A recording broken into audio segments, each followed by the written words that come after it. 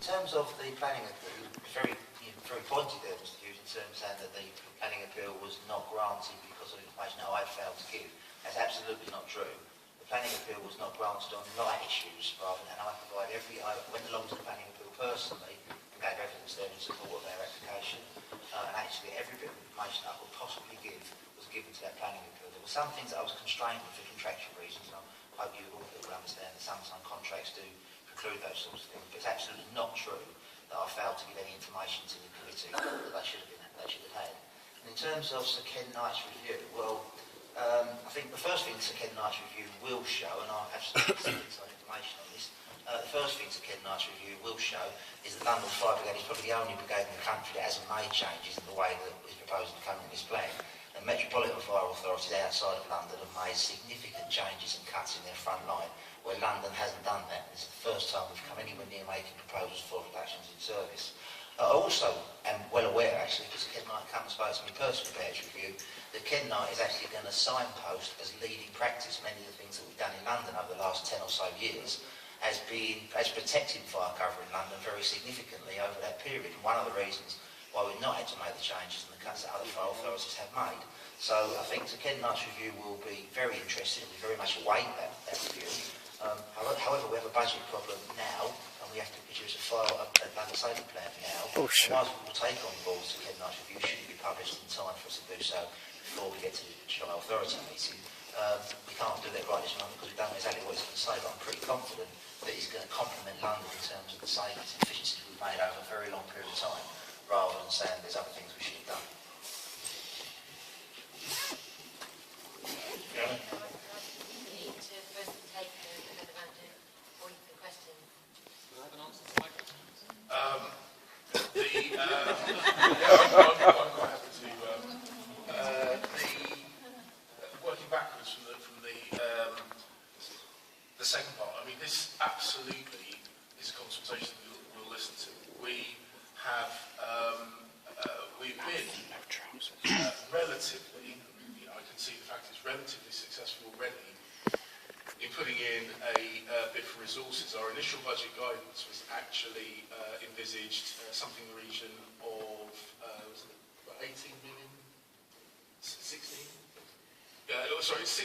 60 million pound reduction as opposed to the 45 million pound reduction. So we've already put in a compelling argument, and so the cuts that we've had to make have been 15 million pounds less severe than they would otherwise be. Now I can see that making cuts is never good news, but the lobbying that's been done both by the Mayor, myself, and the professional proposals put forward by the Commissioner and his senior team have already benefited London to the tune of £15 million every year. So that is a very significant difference. In terms of the other point you were making, sorry. I think it's for the... About 300 harvest pumps. Why Southwark? Sorry, why Southwark? Well, it's probably for the... I mean, one of the... It's a London-wide. It is a London-wide plan. One of the things that we've had to do is look at the network coverage. And as I said, in relation, going from the more general to the specific, central London, whilst it does have some unique and significant threats, also does have and will continue to have the geographically tightest network of fire stations. Without going through all the pages of modelling, I'm not in the position here and now to say this is the reason specifically why Southwark rather than why Dockhead or rather than why something else. Someone needs to do that. No, we have done that, but what I'm not able to do is talk through a whole London-wide response model in relation to this. But as I say, the general principle behind it is that there is because of the tightness of the fire station network in London, there is the opportunity to make savings with having as little a detrimental impact to the network as possible. Okay. Conscious of time, we'll come back to the final bank of 3 questions now. The gentleman here in the third row has had his hand up for a long time. I'll come to the lady on the back row, and then we'll take one other question from this side. Hello, Kieran Williams, I live in Southwark. I have to say I agree with the comment earlier. I came in here very worried about these proposals, and now I'm really, really worried about them. Nothing that's been said this evening has reassured me.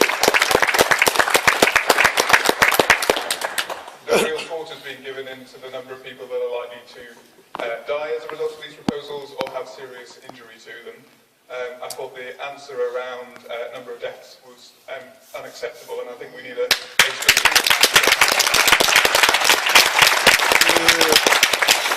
on the trend in injuries and deaths in fire in Southwark and how these proposals are likely to affect them. I was struck earlier on your graph that whilst you show that long-term trend of deaths in London, actually if you go back to 1994, there's no trend of improvement. There's fluctuation year on year, but there's no overall trend of improvement. I think there's a degree of complacency going on here that's unacceptable.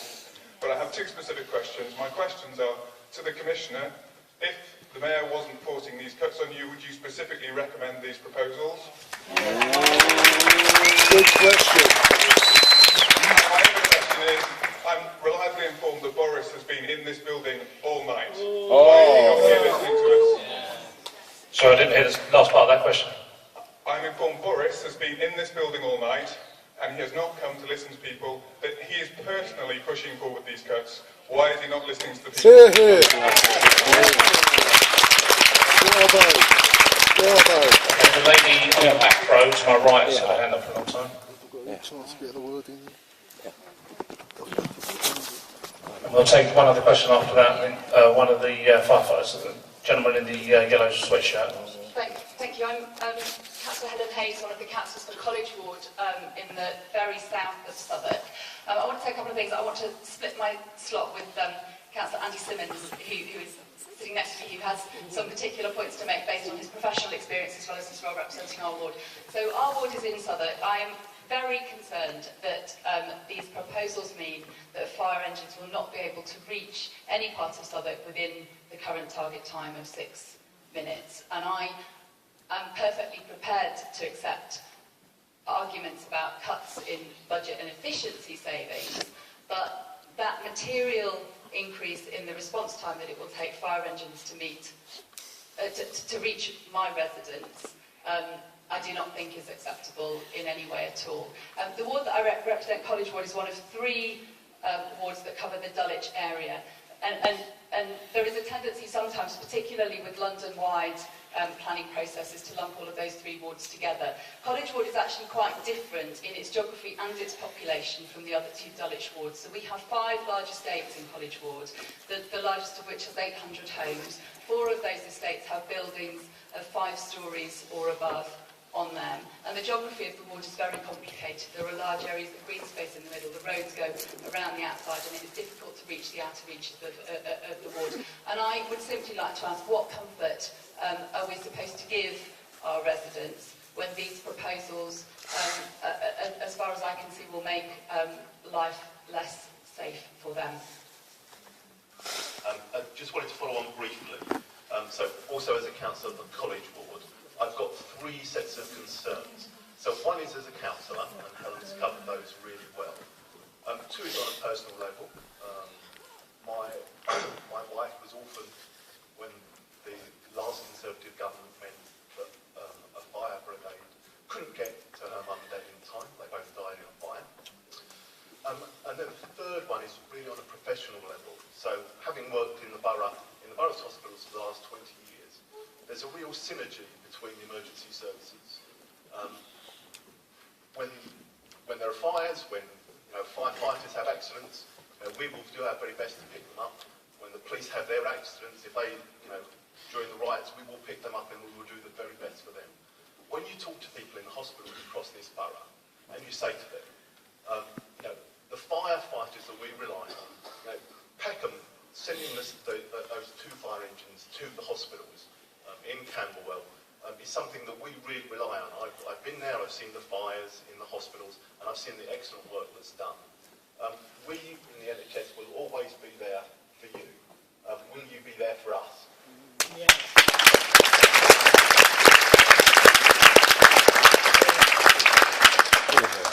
Thank you. And the gentleman